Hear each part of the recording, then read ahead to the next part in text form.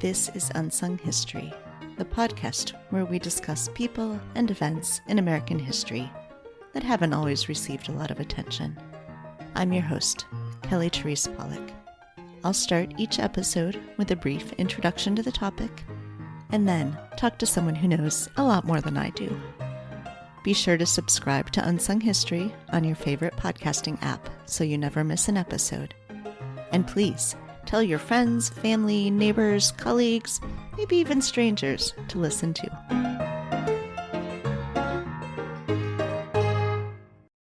Today's episode is about artist Loïs Mailou Jones.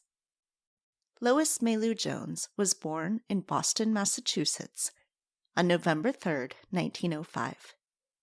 Jones's father, Thomas Vreeland Jones, was a building superintendent, and her mom, Carolyn Jones, was a cosmetologist. Thomas was later the first African American to earn a law degree from Suffolk Law School and became a lawyer. Loïs started creating art from a young age, drawing and painting with watercolors. She later reflected that her parents had always encouraged her.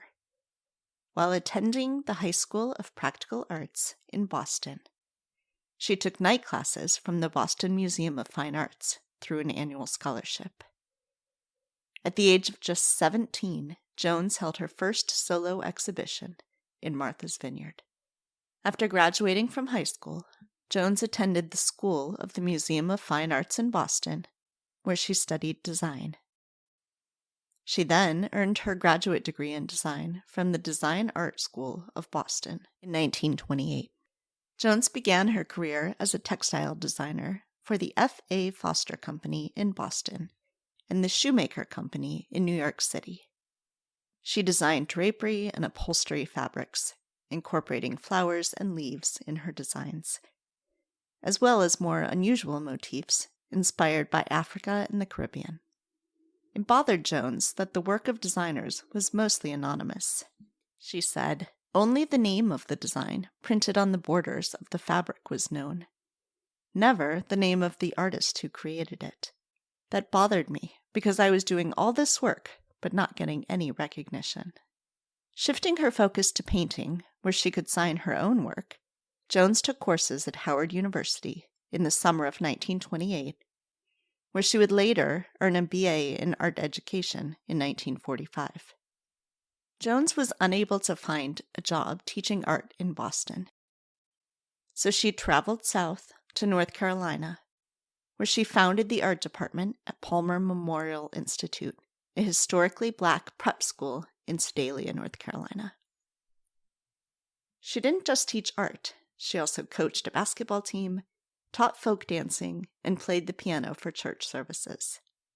In 1930, Jones was recruited by James Vernon Herring to join the art department at Howard University in Washington, D.C., where she would be a professor of design and watercolor painting until her retirement in 1977.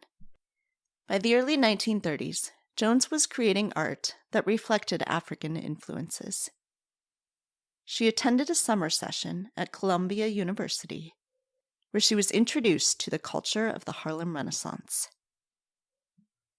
Another artist, Aaron Douglas, was including African-centric themes in his work, and Jones started studying objects from Africa and using them as an influence in her paintings.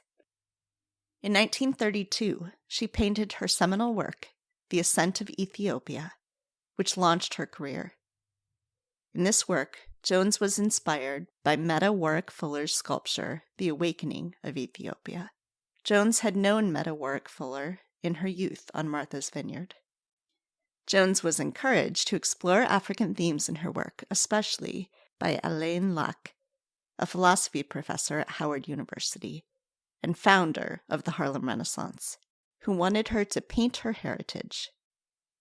In 1937 and 38, Jones took a sabbatical in Paris to study painting at the Académie Julian. While there, she painted landscapes and street scenes outdoors in the French tradition. Like many African Americans of the time, including Josephine Baker, James Baldwin, and Dizzy Gillespie, Jones found living in Paris to be a relief after the prejudice she experienced in the U.S., and she ended up spending many summers in Paris. In a Good Morning America interview in 1996, Jones remembered, quote, "They told me, 'Lois, you know you're talented, but you're not going to make it in this country. You're going to have to go abroad, because the establishment was not interested in the work of Black artists,'" unquote.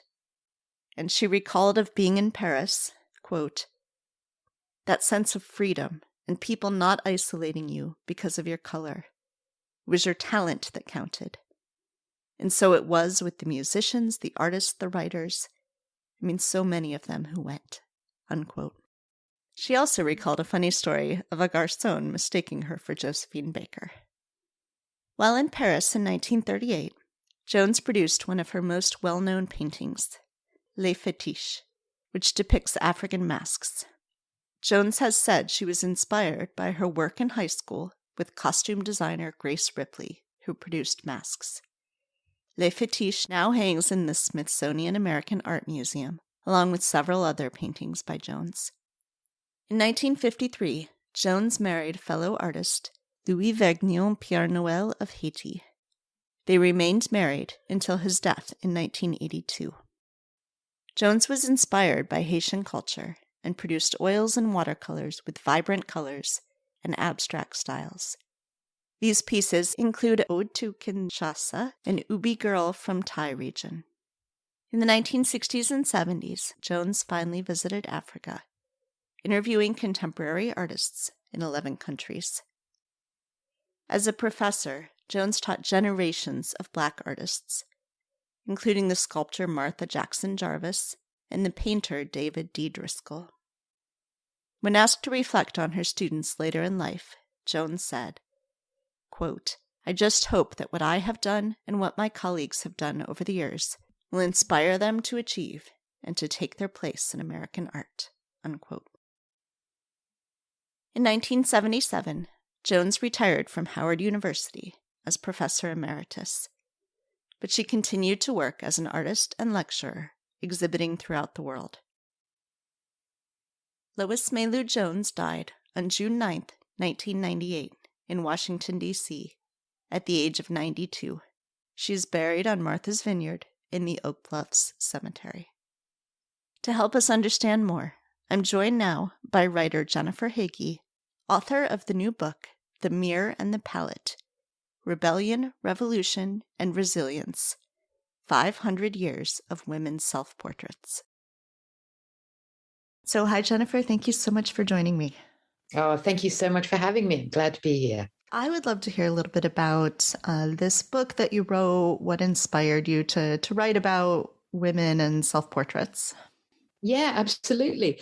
Well, as I'm sure everyone's pretty aware by now, women were fairly much excluded from traditional art histories, which the art history that I grew up learning, like in the 80s and 90s when I went to art school in Australia, and I know that this is pretty much across the board, was an art history that was, in a sense, written by white men about other white men. And as we, have been made aware, there are huge exclusions in that story around women artists, people of color, people of different classes, indigenous communities. There are so many exclusions. And so my particular interest as a woman has been the exclusions of women in art history. And a few years ago, I started an Instagram project where I just set myself the task of every day of the year, I tried to find a different woman artist who was born in the past. And it was a way of teaching myself as well. And anyway, it was really fascinating. And I mean, I'd read a lot of feminist art history, and then it was sort of astonishing that, there were really brilliant women artists in the Renaissance who had proper big professional careers, who were well known and making a living as artists. There were women in the 16th, 17th, 18th, 19th, 20th centuries, of course, making art. And so, I just became really astonished by these exclusions. And one of the things that I came across again and again was that because so many women were barred from the academy or from the life room. They weren't allowed to work on scaffolds. They didn't have any political agency. So if they had access to paint and a mirror, they often painted themselves. And so there's a great tradition of self-portraits by women in art history. And I just personally became really fascinated by many of these stories. And so, well, we'll get to Lois in a minute, but for these women artists who are, further back in time, what are, since it has been excluded so much, what are the ways that you're able to sort of uncover some of their stories or dig into their stories a little more? What are the sources you're using as you're putting this together?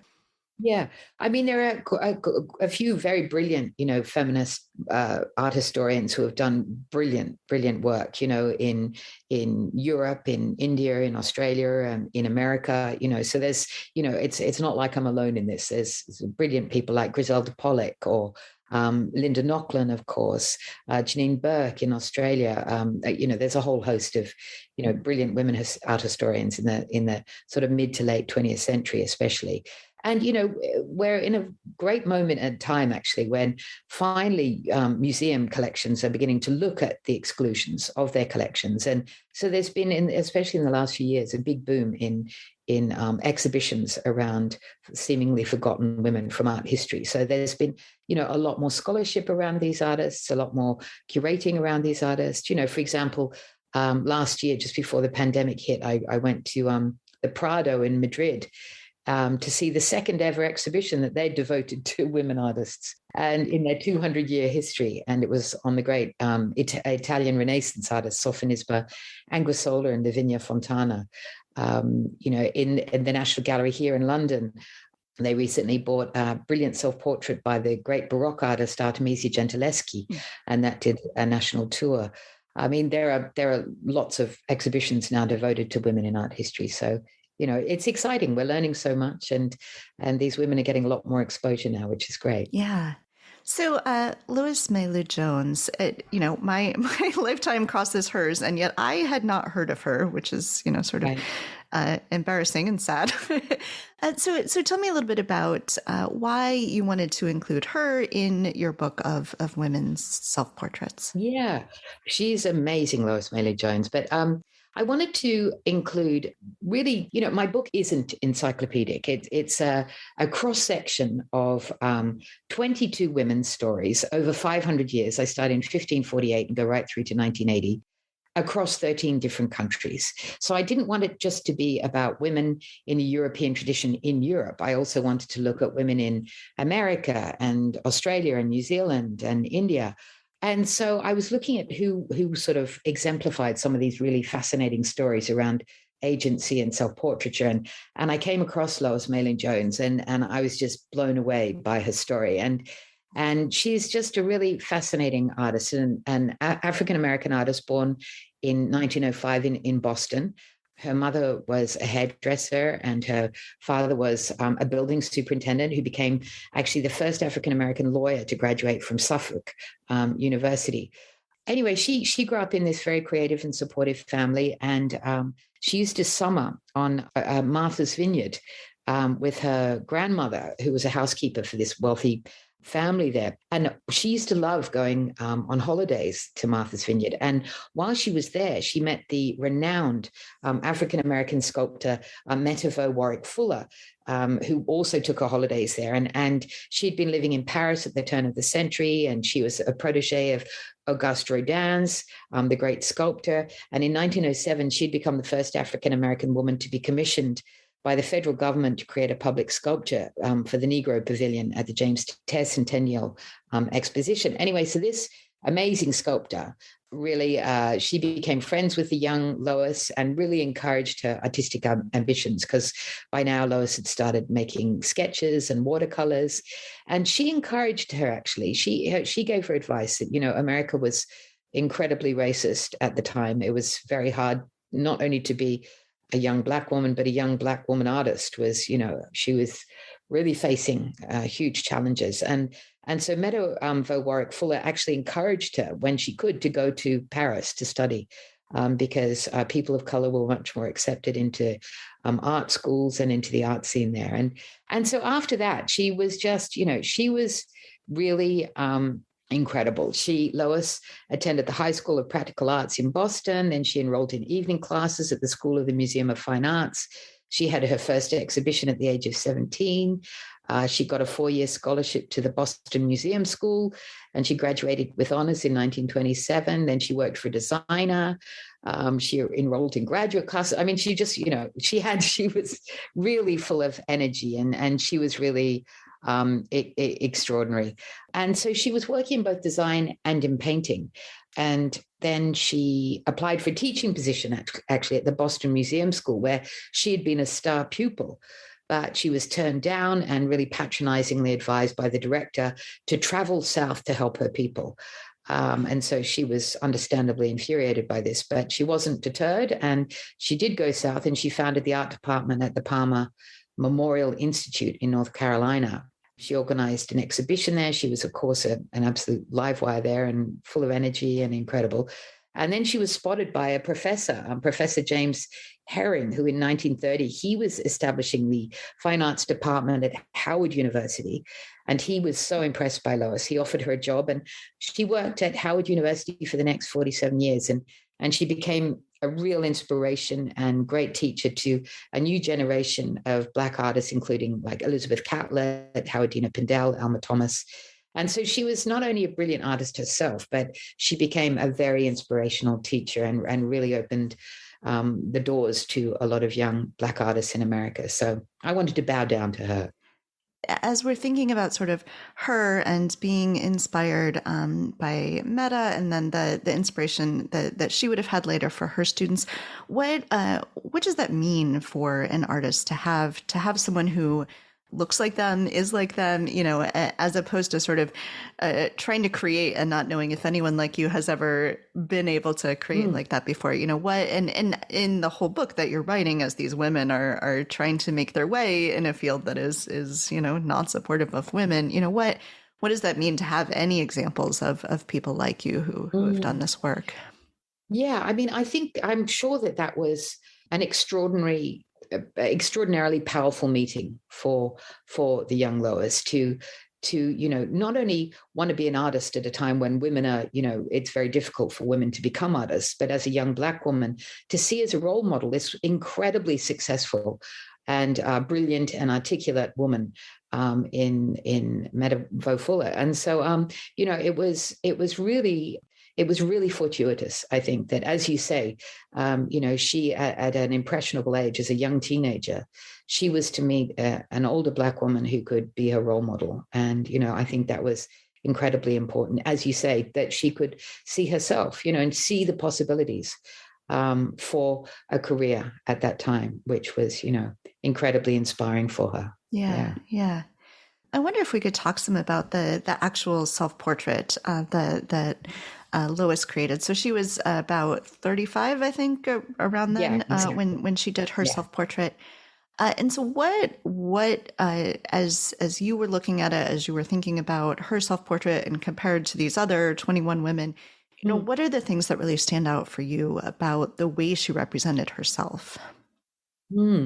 Well, as you said, she's 35. It's 1940, and she's by now she's teaching at Howard University, and she's returned from Paris, and so she had a really extraordinary few years in Paris.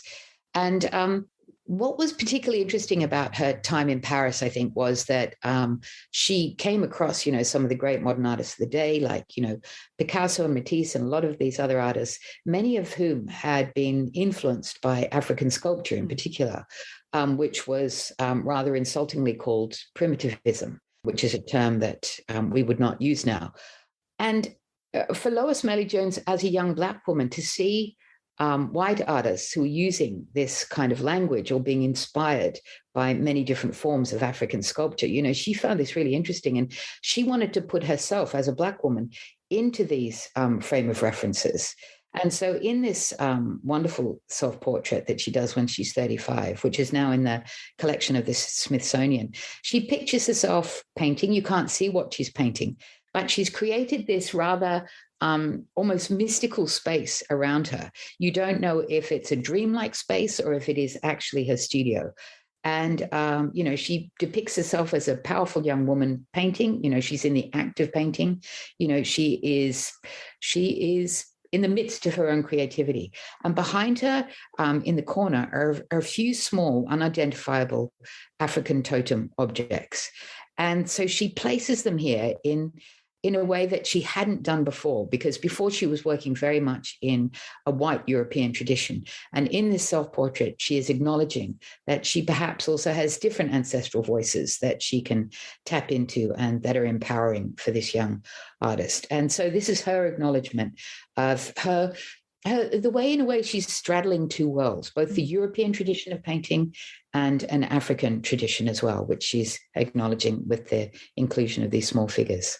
So can you talk some about then the way her work would have been was received as she was coming up, sort of just after this period where she's done her self-portrait, what that looks like for her and the reception of her work in the U.S.? Yeah, I think it's really important to remind ourselves how bad things were for Black artists in America at this time. I mean, in 1941, not a single living Black artist had gallery representation in New York. And Lois writes about how when she came back from Paris, where she'd been, she had had a great time in Paris, and she didn't feel that she was in a world, in a racist world, nearly so much in Paris. She comes back to America. And, she talks about visiting galleries to see if she can get an exhibition, and basically doors are slammed in her face and they say, your work is good, but, we can't show you because you're Black. So in 1941, in a gesture of defiance, Lois entered her landscape painting, Indian Shops, Gay Head, Massachusetts, into Washington's Corcoran Gallery's annual art prize, despite the fact that the museum, like so many museums at the time, actually prohibited African-American artists from participating in the competitions. And so her best friend, her lifelong best friend, was a young artist who she'd met in Paris called Céline Marie Tabaré, who was a white artist. And they were living together at that time. And so they came up with this idea that Céline would deliver Lois's painting to the gallery as a young white woman. She would deliver it. And anyway, she won the prize. And so it was this sort of wonderful subversion of, this terrible racist environment by, Lois won the competition. Anyway, so I cut forward decades later, and in 1994, 4 years before her death, the Corcoran Gallery actually issued a public apology about this terrible situation. And they staged an exhibition, The World of Loïs Mailou Jones, as part of their apology. Yeah. So, yeah.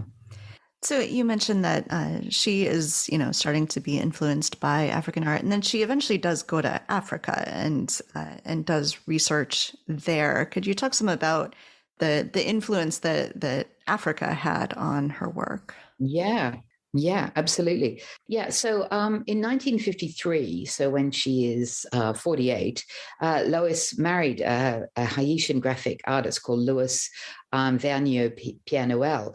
And they'd met students at Columbia University much earlier, and then their sort of paths crossed, and they got together, and they had a very joyful wedding actually in France, where Lois fondly remembers that the mayor served champagne and the whole village celebrated, even though they were the only people of color in the village. This is what she says, and it was very different to the experiences she was having in segregated America. Anyway, so they lived between the US in Washington, where she was teaching, and Haiti. And it was the first time she had traveled outside of Europe or America. And she really loved the island, and she taught art. She painted its inhabitants and landscapes. She delved into its spirituality. In 1954, she was commissioned to create a portrait of the president. And anyway, so in 1970, she was awarded a Howard University fellowship to work on a major research project, which was the Black visual arts. And her aim was to document the contemporary art of the African diaspora. And for the first time, she traveled to Africa. So by now she's in her 60s. And even though she's been exploring, she was through various friends and mentors in the Harlem Renaissance, exactly as she'd been exploring her African identity and the legacy, but she hadn't actually traveled there until, she's in her 60s.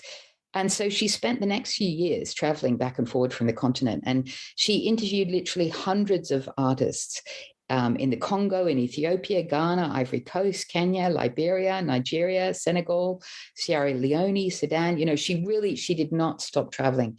And it was really important, this journey she did, because she really documented thoroughly the work that she was seeing and the interviews that she conducted with a whole range of artists throughout the African continent. And then she actually expanded her research into Dahomey, which is renamed Benin, and Tanzania and Uganda and Zaire. And so she disseminated her findings in exhibitions and lectures, and she took over 1,000 photographs, and they entered the Howard University's archive of contemporary and ancestral African art. So, she was not only working as an artist herself, but she was doing an incredibly important job documenting contemporary African art, throughout the 70s. So, it was an invaluable research project. Yeah. So, so she was